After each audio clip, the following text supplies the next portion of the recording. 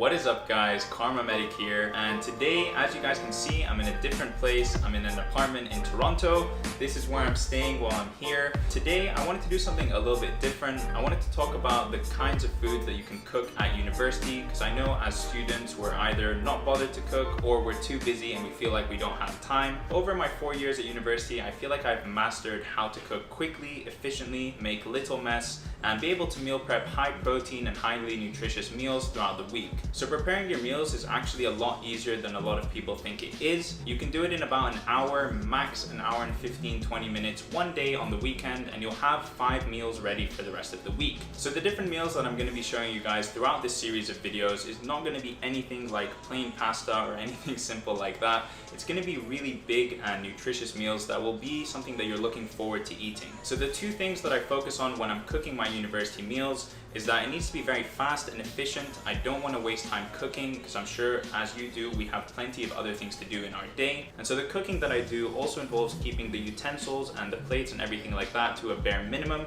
so that there's less cleaning up to do afterwards. And the second thing is I don't focus on making my meals look any good. I don't focus on making them the perfect dish or the perfect looking dish. It just needs to be food that I can consume after the gym when I get home. So all the meals that I cook are very, very simple. They contain a meat, a carbohydrate, and a lot of vegetables. And that way I always feel like I'm eating a balanced meal and I can vary the types of meals that I'm having. But anyway, without further ado, let's jump to the kitchen and let's get cooking. So first things first, we've got 3 of these round strip stir-fried beef. And the reason I have 3 is because I go to the gym every other day. I run at least once or twice a week. I play basketball as well.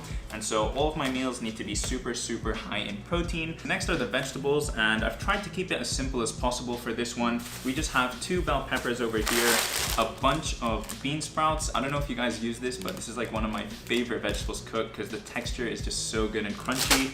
Then I have 1 jalapeno pepper, just because I like a little bit of spice, and we have carrots too. And then the main grain that we're gonna base this meal around is quinoa. Generally, most of the time, it's gonna be most efficient to prep all of the veg, so cut up and clean all the vegetables that you need to do. Then you work on the meat. Once the meat is done, you add the vegetables. Once the vegetables are done, you add the quinoa and the water. So let's get started by first cutting up some vegetables.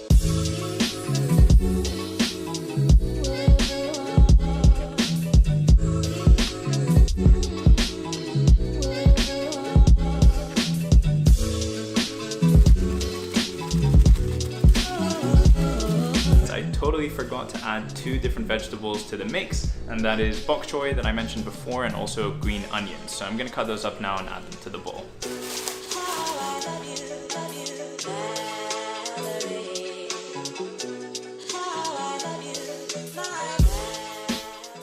Alright, so now that we're done cutting up all the vegetables, we're going to move on to seasoning the meat before we start cooking it. And usually when I season meat, all I do is throw in some salt and some pepper and that's it, because personally I don't care. But I know a lot of people really enjoy seasoning, and so I brought over my good friend Arslan. He's going to take care of the seasoning of the meat.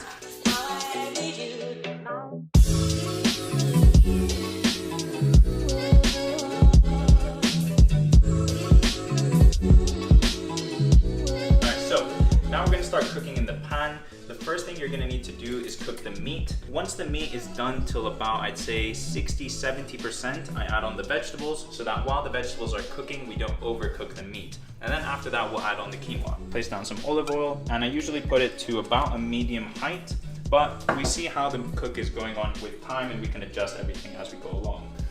Alright, so now that the oil has warmed up a decent amount, I'm going to add on the meat. And really what you want to do is like leave it here for, I'd say about 7 to 10 minutes, something like that, mixing it about every now and again to make sure that it's even on all the different sides. I don't really do things based on time. It's just sort of like gauging it as I go along. Here's the meat. We're going to make sure that it's covered in a decent amount of oil, and as it heats up here, it's going to start to cook quite nicely. And now we can do a time lapse of that.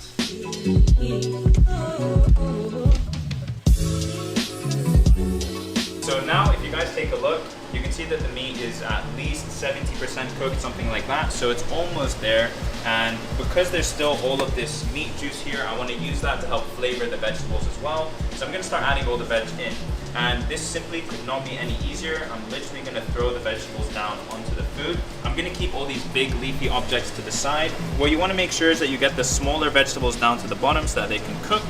and then leave the bigger vegetables up on top. And you might be thinking this looks like an absolute mess and how in the hell is this going to turn into a decent meal?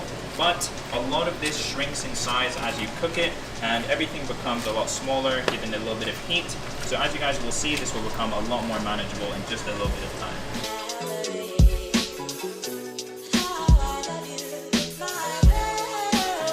Alright guys, so now all of the vegetable volume has gone down. Let's take this piece of carrot.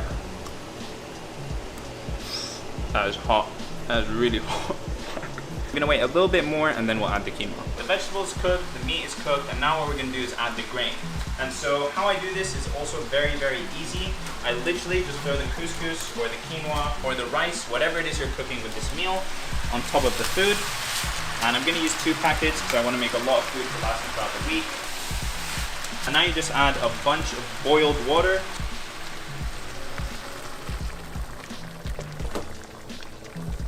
Alright, and you wanna add a decent amount of water. You might have to add water again if the quinoa is not fully cooked and it's reaching the point where the water is disappearing. But basically, that's it. You leave this on a light simmer. So you don't want to see that the water is boiling very strongly. You want to just have it bubbling a little bit. So the meal, a little bit less of a boil than that. But anyway, it's just going to stay like that for about now 10-15 minutes and the meal will be finished. So we'll catch up then. Alright, so now that the food's done cooking, we can do what is basically the easiest and best part, which is package it into different Tupperwares that you can easily have throughout the week. So a meal like this would usually take me about an hour to cook. That might sound like I'm exaggerating or something, but honestly not at all. I just put on a YouTube video to watch in the background and I just burst through this, cutting up everything really quickly, putting everything on the stove, and it can honestly be done in an hour.